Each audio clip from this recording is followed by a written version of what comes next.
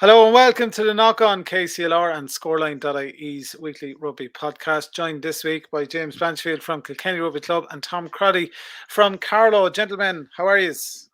Hey Stephen, Good, how are you? Stephen. Uh, Tom. we're missing Johnny Tobin this week, but he made a miraculous appearance for Carlow in the seconds. Tullow. Tullow, sorry, Jesus, Jesus, God. Jesus, against Carlow. don't even go there, Stephen.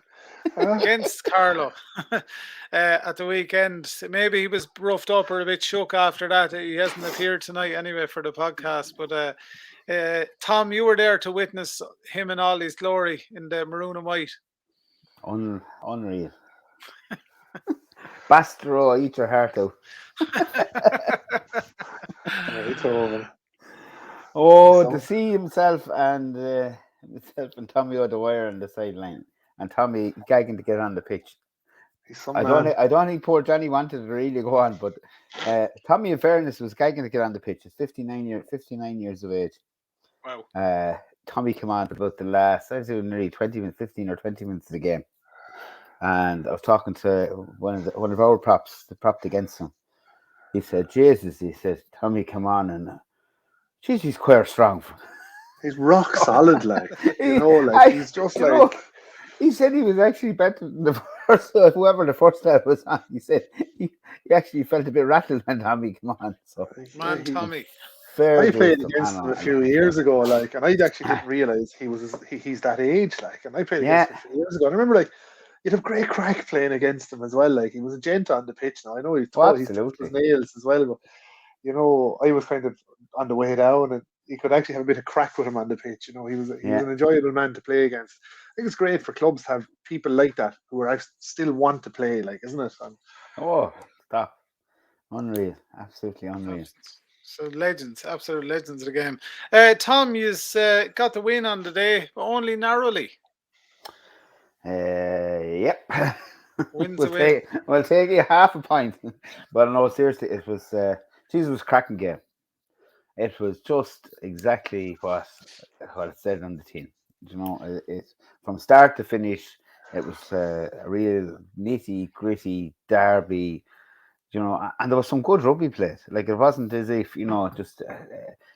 You've often seen score 7-6 and it'll be a horrible match and it'll be just. But this was a thing that the hits that went in, Tullow were Jesus. I have to say their defense was incredible off the mark. They were just so fast off the mark.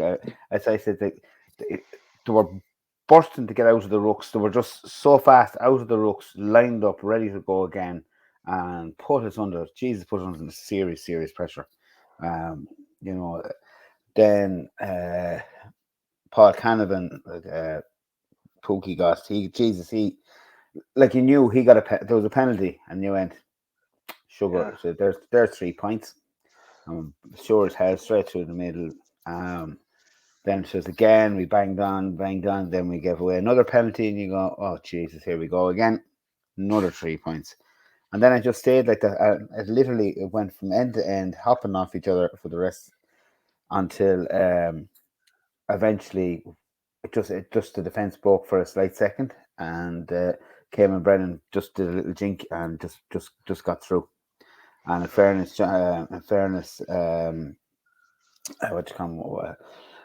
fullback got a fantastic conversion. So it's just, and then it went back into. They had a yellow card, but we didn't score. We didn't score while they had a yellow card, and then we had a yellow card, and they didn't score while we were on 14 men. So it was just absolutely incredible game. I have to say, we had our tight head prop Benny was out with COVID. They had lost a player as well with COVID. Young Jack Mack, I think, or one of the McDonald's were out with they had COVID. So both sides had lost one player each, but we had young Keane Clark came on as started as tight head prop. He's 19 and had a phenomenal game. Absolutely phenomenal game at tight head. And that would have been his first J1 game. Not like he never subbed before. That's his first start. Just started straight in, threw him in the deep end, and he had a cracking game. The second half, then another young hooker came on. It's just arrived in the club from. He's just working in MSD. He's only 21, 22. Matthew O'Donovan. He's from Ulster, but he came on and again had a really, really good game. Puddy Nolan came on from the bench and just lifted. So our bench really did lift the game. The changes we made just were very precise. I have to say, Gorey got things right in the second half with his changes. So, but as it was a phenomenal game, and from Tullow, I mean, Willie Cass was O'Brien was playing fullback, and I know we were laughing after saying, God, how did I get dragged back into this again? But I mean, he just has a great head on his shoulders. You know, he was. I mean, he put in a few big hits with lads coming through. He caught balls that were kicked to him. As I said, Paul Canavan had a really, really good game. His kicking game is just phenomenal. He was kicking way back way back in downfield. They're packed with Dylan Byrne and Scott Callback were awesome. They have a serious. It might not have been the best pack we've ever seen from Tullow, but Jesus, they gave it 110%, and so did we. So it was a great game, and I have to thank especially all the Carlow supporters. There was a massive crowd. Like we knew, and even the Tullow supporters, it give a thanks to them too, because that's what makes the game. You know, on a Sunday afternoon when you're going to have a derby, to have a good crowd from both clubs. Just to give that bit of atmosphere. I know it actually was strange at one stage. The atmosphere was it was quiet, and I think it was just that the game was just so intense. There wasn't, it was just one of those ding dong games. And look, this time it was our day, because we needed it. Carlow needed it as a club. It's very important for us, to get that win, to get us back into. To be competitive. Third now again, aren't you? Yeah. But it's just sort of. I know we had to have a win against Tullow to get us back into, to be competitive and to give our own lads that bit of belief, to compete. Like I know we're going to play Tullow at home the next day, and it's going to be the same game. But just from our perspective, it really, really meant a lot to us. To get that win. The seconds had a great win as well. The seconds are flying, absolutely flying, and it's great to see Tullow. Yeah, they've been playing really, really well. They had again so many young fellas. Young Alan Owens played out half. He's only 19. Sean Quinlan, I think, is 19. Dara Brennan, 19. My own young fella Ben was back. He's back playing. He played full back. He's only 19. And then I have to give Anthony Mannion a big show, because Anthony's captain, and he's like a young fella out there. He's playing some of the best. Anthony's a big second row, and he's playing outstanding rugby at the moment. So hats off to the seconds and just everybody. It's just a great buzz around the club. There was a gang of us from Kilkenny actually going to over, but the rain started to come down, so we started pouring in Kilkenny. So we said we'd stay where we were, but then I was following it on Twitter, and I kind of saw the score at 6-7. I was like, geez, I'm lucky we didn't go over. It sounds like a horrible game, but geez, I'm sorry we didn't now. No, I mean it was our backs, our backs played well. They were just struggling to get. They closed us down so much at 9, at 10, kind of 9-10, that we were just under pressure all day. Then a couple of changes in the second half, and I'm presuming Tullow tired out a bit as well, because I mean the intensity that they came with, it'd be hard to do it for the full 80, but it was a good game, very, very good game. Big clap to both sides actually. Lived up to the billing, Tom, so did absolutely. Yeah, absolutely. Yeah. Good stuff. Great to have that one in the can, and congratulations on the win. James, your game didn't go ahead. No. COVID cases in the opposition club. COVID cases in the opposition club. Yeah, you can say that. We were hugely disappointed. The timing of it, probably to learn about it on Friday, there was no early warning for us, anything like that. It just came at us like a ton of bricks on Friday morning. Game off, COVID cases in the Ashbourne team. So look, as we said, pass our best wishes to everyone in Ashbourne and hope they all make a speedy recovery. It's worrying for the league in general. That's kind of our last 2 games that have been called off through COVID. So I personally, I think there needs to be probably a call made. That I know we've agreed with Bective to replay the game if it comes down to an important that Bective need points, or that there's kind of something in the melting pot and the game needs to be played. We'll have no issue playing that game, and we'd hope that the same will be repaid by Ashbourne to us if we needed points for something to get into the Junior Cup or something. But it was disappointing for everybody. It was disappointing for Ashbourne as well, because they were probably looking to come down and try and get a few points on the board as well, and get some momentum in their season to try and stay up. We had a strong team named. We still have some of the guys who, from our side, who had COVID for the Bective game, still aren't back. There's still one of them still a little bit, how to say, under the weather out of it. So we were disappointed. That means we're gone 5 weeks without a game now, and our seconds are nearly gone since the Dundalk match without a game. So that's nearly about 8 or 9 weeks since we played Dundalk at home, and 5 weeks since the seconds played. So we just hope that things can really pick up again for us, because you know what, there's a little bit of momentum lost on us now, and we just need. I know that Doc is kind of struggling a little bit to pull players out to training, particularly from the seconds, because they haven't had a game in so long. So just have to hopefully regroup and get a result this weekend and get some momentum back into it for kind of Gorey and Sutton now, our next 2 games, and that's all we can look forward to, you know. I know there was some rumours going around last weekend, and as a club we'd like to distance ourselves from any of the rumours that went around regarding Ashbourne's COVID and whatever else might have been happening outside of rugby for Ashbourne last weekend. But we just want to distance ourselves from any rumours or things that might have been said that were wrong regarding something that happened last weekend as well, where I think one of the Ashbourne players might have been getting married or was getting married. There was some calls of skullduggery, but we can only based on the facts that were given to us. So we wish everybody in Ashbourne who had it a speedy recovery, and hopefully they don't end up like some of our lads being sick for a prolonged period. That's the other worry, isn't it? That is, you know, and you look at, I mean, even if someone is a close contact, you still have to proceed with caution, you know, because we saw it ourselves. One of our own guys, as we are calling him, the super spreader in the club, he did everything right. He went off and got his COVID tests. He did everything. He got 3 COVID tests in the week, and they all came back negative. And then suddenly, 5 or 6 of the lads ended up having it and realized that they were false negatives. You know, so I mean, you have to proceed with caution. You must proceed with caution. So, we just hope that it doesn't see the season falling asunder again, because you know it'll be a disaster for the league. You're lucky, Tom, that 1B hasn't been affected by it yet.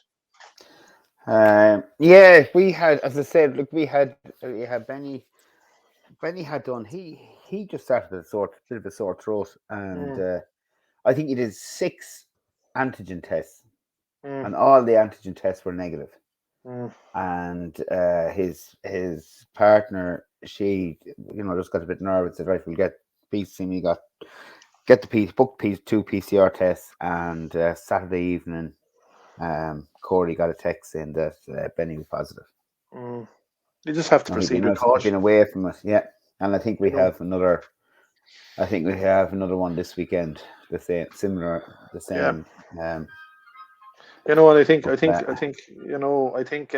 antigen tests are great, and I think it should be something that should be done before every game. And as what you do then is just remove the players that have come up with a positive test.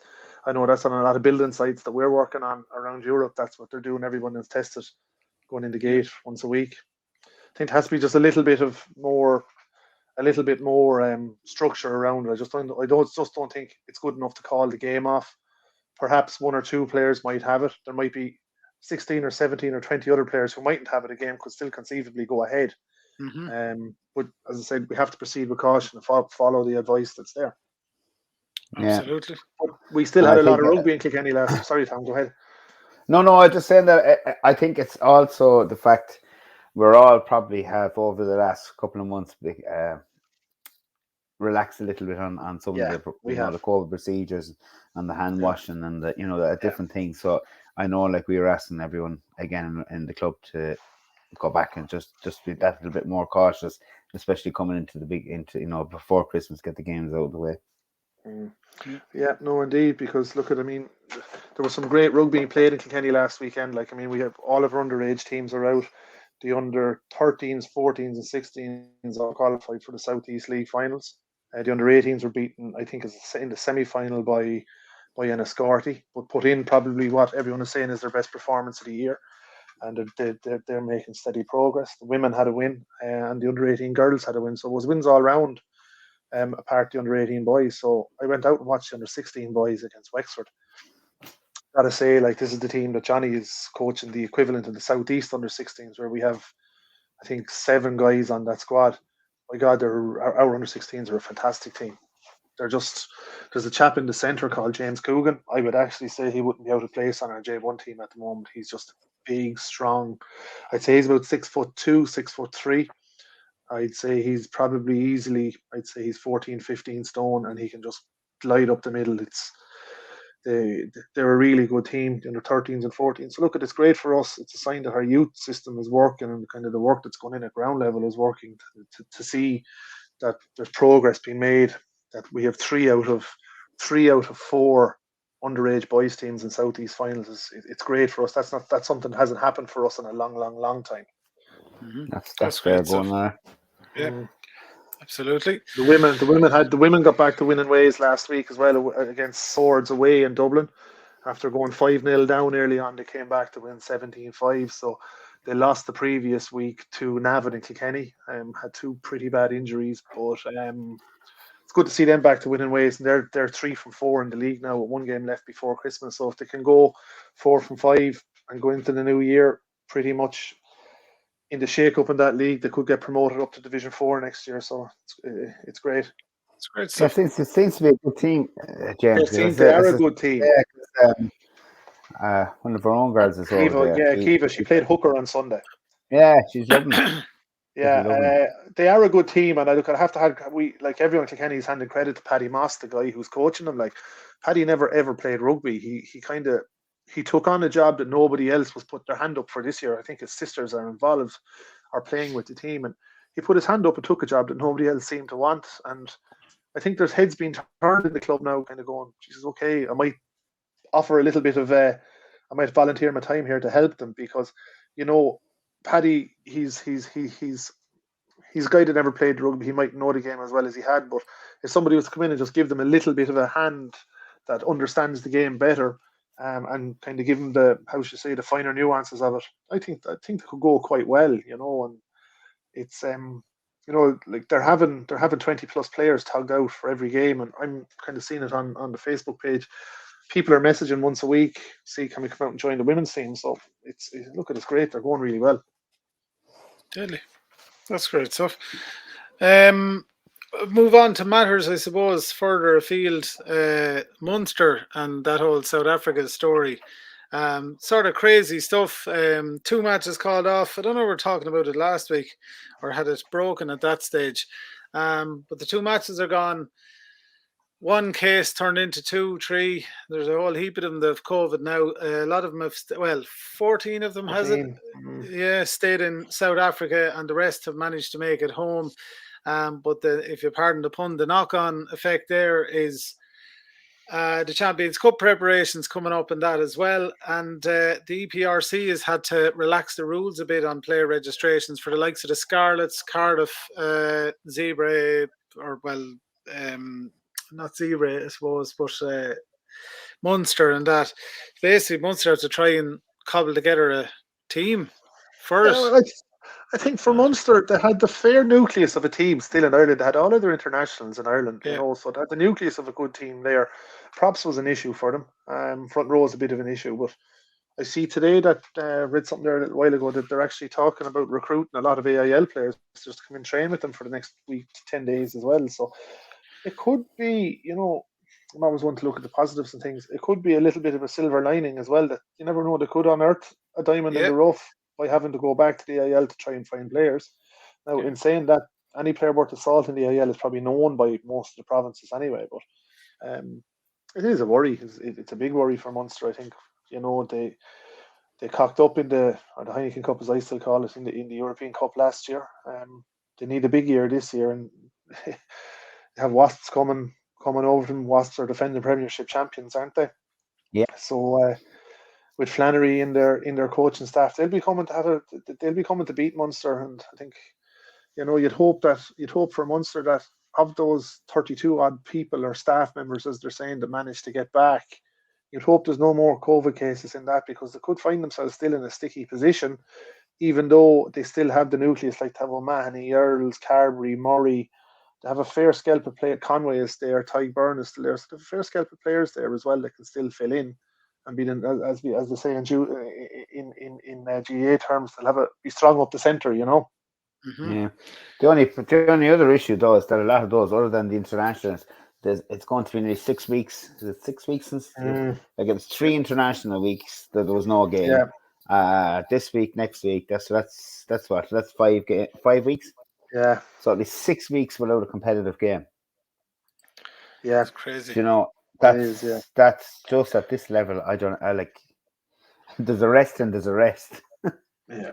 Personally, I think fairness should prevail. Yeah, they're saying there's not a slot for it, but I think this is I suppose it's force majeure, even though we all know about it, but we all know COVID, I say, but I still think something should be done is to facilitate them, be it put it back to a midweek, which probably doesn't suit, or maybe bring it in over a URC game or something like that. I don't know, but I think the Heineken Cup will have to, or the Champions Cup will have to take precedence over the league, and it's look at it. Sorry, that's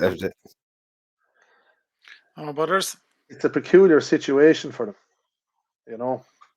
a very, very peculiar. I'm looking at it. The team that they could put out would be Dave Kilcoyne, Declan Moore, Mark Donnelly. Even though Mark Donnelly was in South Africa, Byrne, Paddy Kelly, Daniel Okeke, Jack O'Sullivan, Peter O'Mahony. It's not a bad pack. It's still have Conor O'Murray, Joey Carby, Damien Dialande, Andrew Conway, Jonathan Wren, who is a really good player, Connor Phillips, who's a good player, and then Keith Earls on the other wing. So there is the nucleus, but then where you do get stuck is on the bench. Like they have, you'll still have Craig Casey there as well. Or did Casey go to? No, Craig Casey didn't go to South Africa. Because he was an international. Yeah, that's it. So but Craig will start. Yeah, he might. Yeah, but we'd hope he starts, because I'd like to see him starting full time now. I think it's time to move on. And much as I have loved Conor Murray and still do, he's a great player, but I think time to move on. I didn't get to see the Leinster game last week. Stephen Phillips in there. Leinster, a good team on paper, quite strong, good bench, all that sort of stuff. Ulster came with a plan. Line speed,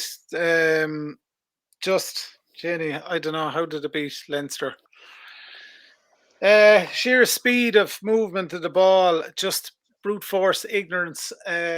Leinster, a lot of defensive boo-boos as well. Now, the game was still fairly close at half time, but just Ulster, there seemed to be a bit more hunger in it. They came down looking for a match and they got it. Leinster just couldn't put anything together right. A lot of handling errors, a lot of knock-ons, stupid stuff at rucks, bits and pieces like that. But just Ulster, you have to hand it to them. They came down with a plan and it worked. And fair play to them. And they got an intercept try at the end as well. And just to put the icing on the cake as well. So bad for Leinster, just lots of mistakes, lots of stuff they shouldn't be doing. Yeah. Is there something a little bit of a missing there? Because what was it, the Newport game a few weeks ago as well, about probably 5-6 weeks ago? That was a big misfire night as well. Yeah. Like, have they, like, is there something wrong in it, like, or is it more, or is it just Ulster brought it to them the other week and Leinster weren't able? I'd say Ulster brought it to them, but also like I thought Ross Byrne was poor. He was poor enough.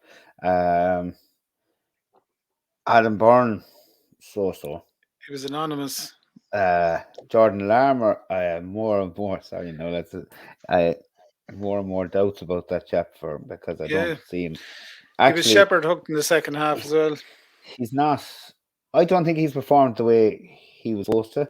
You know, the hype about him and Jordan Larmour's this and Jordan Larmour. But I mean, for me, he does little jinks and little steps, but doesn't make ground. You know, he does the stepping and stepping and stepping, but doesn't actually physically make ground. Luke McGrath was so. But even like for all in those they weren't firing. No. Yeah.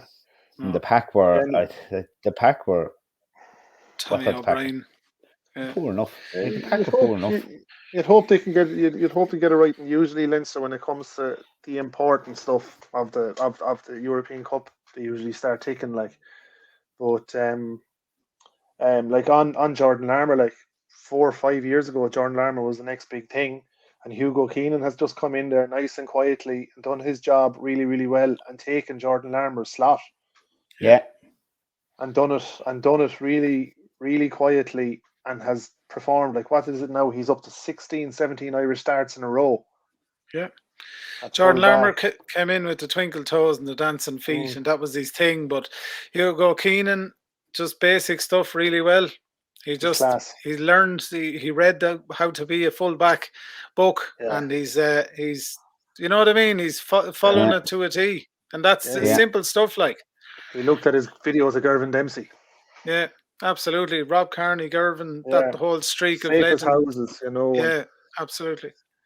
In fairness, so look, if I think it's going to be a peculiar couple of weeks now for Munster. I think Leinster have work to do, but if they get the result in their opening round of the European Cup, all will be forgiven and they can power on. It could be a good. It could be a good game tomorrow night. It is tomorrow night. Yes, isn't it? Against Connacht. Like on paper, good team named. Should be a good game. See, they're trying to flog tickets as well. We've got an email from the branch today to tell us tickets are available online. At the moment, for the Connacht match each. Yeah, tickets for Connacht in the RDS and the North Stand and South Stands are €25. Well, Jesus, might go myself. Anything will be better than what Connacht played. Did you see the match last weekend? No, I didn't watch any rugby last weekend. The conditions were brutal. The last time I actually saw weather like that, it was Munster and Australia, and it was Conor Murray's debut. I remember it, yeah. And we were, but I was lucky because we were in stand, and the rain was coming over our stand and going straight into the other stand. The posts were waving, and it was just sitting there, and it was absolutely horrendous. But that's exactly the way it was in Connacht the other night. Absolutely brutal weather. Ian Nagle got man of the match that night. There was a great punch up in the middle of the pitch. You might remember Peter Borlacey, the prop that they brought over, who was going to fix everything. I remember he panned out one of the Aussies with a box in the mouth. It was the first thing he had done on the pitch. Like, you know, it was a horrific night. Yeah, horrific night. So every box kick you do goes about 20 yards behind you. It's one of those nights. Yeah, well, hopefully Leinster do the business against Connacht. Like Tom said, on paper it looks good, and Leinster will be a bit embarrassed about last week getting bet at home by Ulster for the first time in a long time as well. So Connacht are playing nice rugby though, lads, as well. But you can't like Andy Friend has them playing. He has them playing the rugby that Pat Lam have them playing nearly to a degree, like heads up rugby, keep the ball moving. Give your pass, follow your pass, run the support line. Like your man Mike Hansen on the wing, he's class. Like Bundy and all the boys, The out half Carty is good. Marmion is coming back. You know what? I wouldn't be surprised if Connacht won. No. But the thing about Connacht is Connacht fall into that same category as Leinster and into, well, we should say the Irish setup, the very similar style rugby. You know, they're willing to throw the ball around. Yeah. You know, and they have the players to throw the ball around. They do. So it's, you know, that's the same. It should be a great match on paper. Yeah. I'm looking forward to it. I'll be sitting down to watch that one. Yeah, absolutely. What he said? Yeah, I think that's nearly everything, lads. Who do you have up this weekend, Tom, or do you have a game this Oh, weekend? we have a serious game this weekend. We are off to Cill Dara. First game again, isn't it? Yeah. It's We're Cill back Dara. around the first round again, yeah. And Cill Dara, by all means, you could see the difference in Cill Dara the way the new coach in there, John Baggins is coaching them. You can see there's definitely a difference with them. I know they were beaten in Byrne at the weekend, but seemingly there was 2 disallowed tries and a drop ball over the line. Okay. You know, so there was 3 tries potentially there, which means they could have won that game in Byrne. Yeah. So we won't take it by any means. Like there's probably going to be a couple of changes in the team this week, just to liven it up and change things up a little bit. But need to do that too, yeah. Well, we have to just you know, if we don't, things can get a bit stale, and we want to see what's happening. You know, kind of. Plus the other things. I mean, everybody knows they're watching, but like this, we know everybody knows how each other play, and especially when you have the likes of, you know, John Baggins will know how Gorey coaches, and so I mean, it's a tough. There's a lot of tough calls to make. I think this season, well, look, we're blessed, as in we have the panel to do it at the moment. Touch wood, as long as no more COVIDs, or actually we got one concussion, a black eye, and I think another player could be out from. They all played with the college last night. Okay. So we lost one of the backs off the seconds, a good back, starting back off the seconds. Sam got belted last night, seemingly.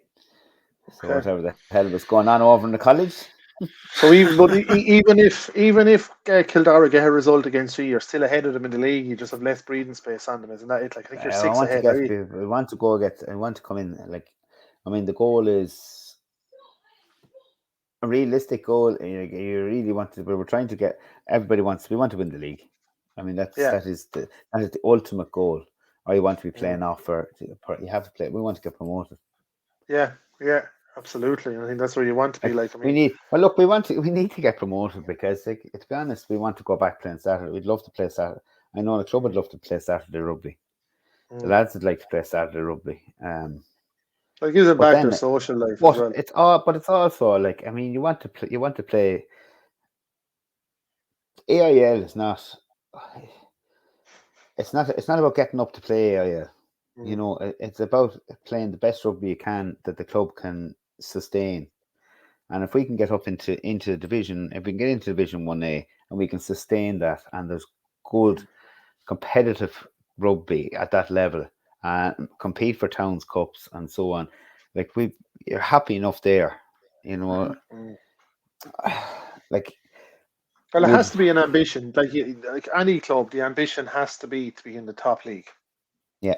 You know, and that has to be the ambition, and try and win. And as you said, like, everyone wants to win a league and everyone wants to win a Towns Cup, and that's like that has to be the ambition for everybody. And there's no point in being in it if you're not, you know.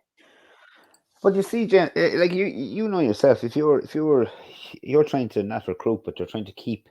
It's not about recruitment anymore. It's about retention. No. It really is about retention of players. Like, the days of going off and trying to recruit players. You know, it's not. It's trying to retain the players that you have, and trying to, you know, bring back people that, you know, if they're with other clubs or whatever. But how you can't go to somebody, if there was somebody there, say a Carlow player was playing in, like, if he's playing in Division 1A, in another club in Division 1A, or he's playing in the lowest of the AILs. Like, you're not going to say, "Oh, you come back and play with us," and kind of you're kind of in 1B. It's in their head. It's not that they don't want it, but if anybody has any ideas about playing, you know, if we are in Division 1A, well, then you have more chance of saying, like, we're playing the best junior rugby that we can. Mm-hmm. I believe that Division 1A, having seen it now for the last number of seasons and having seen AIL Division 2C, I think AIL or Leinster League Division 1A is a better standard, with the exception of the Skerries and the Enniscortys, who are running away with that league. I think it's an equal, if not better, standard than what you have down in that league. Like, I mean, you look at Sunday as well last week. They went up to Skerries and got a clipping up there. You know, we probably do the same to Sunday as well, and I don't like saying that, but. You know, but as you say, lads want to be playing. They want to be seen to be playing AIL, and then, you know, it's easier to get them back if they're in 1A. You're dead right. You see, there's not a whole lot. I mean, we could go up. You could fight and go up to AIL, and compete at Division and in 2C. But then you still have the expenses of Well, I know it's not buses anymore or stuff, but the players have the expenses. You know, there is expenses for traveling. You know, there's I know you get extra financial support going up, but I think we would be delighted to be competing for a couple of years in Division 1A. You know, and then if you said in 5 years' time that it was the case that, right, lads, we're here for 5 years, we can't go any further, the club is suffering because we're not going anywhere, well, then you can always look at it to see what is the next step. But I mean, as the way we are now, if we got 5 years in Division 1A, we'd be delighted. We'd be absolutely thrilled. All going according to plan for both of us. We look forward to seeing you up there next year.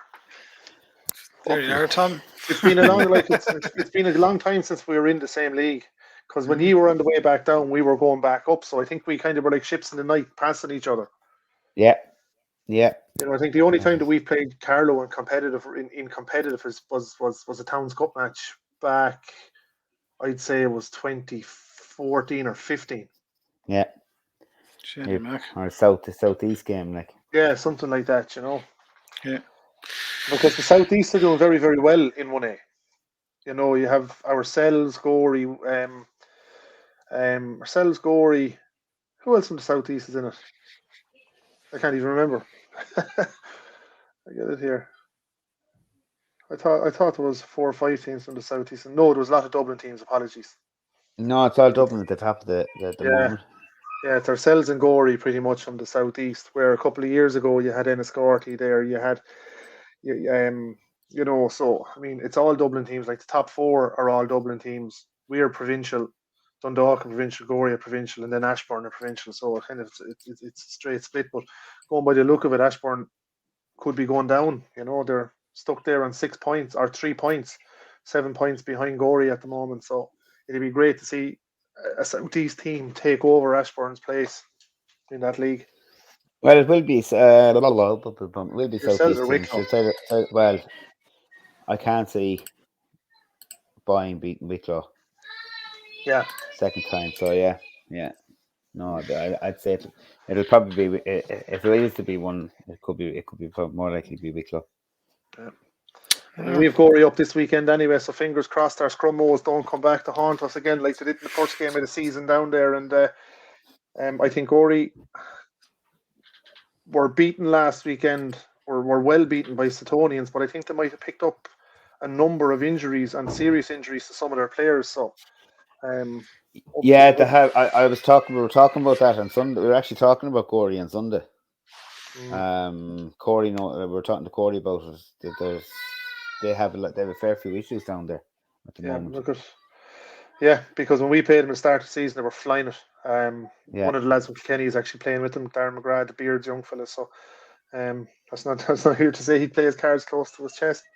But we look forward to we can get a win. And their seconds are getting an outing as well, which is great. Nice one. For their third game of the season. Lovely stuff. Lads, Best of luck in the matches at the weekend. We'll enjoy the Leinster, Connacht and whatever rugby's on the telly as well this weekend. Thanks a million to James Blanchfield from Kilkenny Rugby Club, Tom Crotty from Carlow. And we'll chat to you again next week. Thanks, folks. Bye-bye. Cheers, lads.